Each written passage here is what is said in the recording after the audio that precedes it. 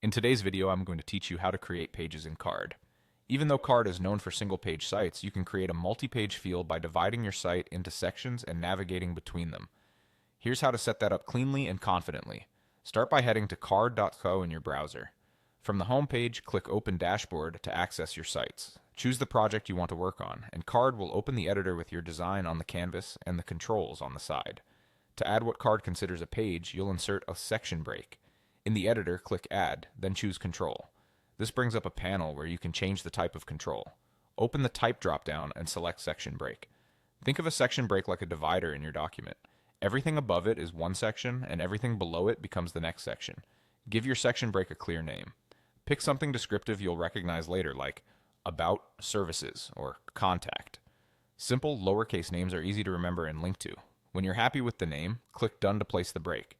From this point on, any new element you add below that break will live in the new section, effectively becoming a new page in your site flow. If you already have content on the canvas that you want on that new page, just drag those elements below the section break in the layer list so they're grouped in the right place. If you need additional pages, repeat the same process by inserting more section breaks where needed.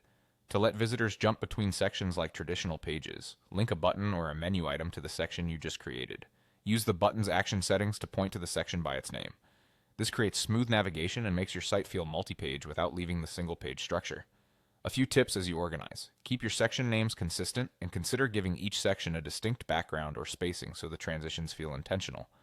If something doesn't show up where you expect, check the layer order and confirm it's below the correct break. Finally, preview your site to make sure the navigation feels natural and each section loads as you expect. That's it. By adding a control, setting its type to section break, naming it, and placing your content below it, you've created a clear, navigable page structure inside Carrd.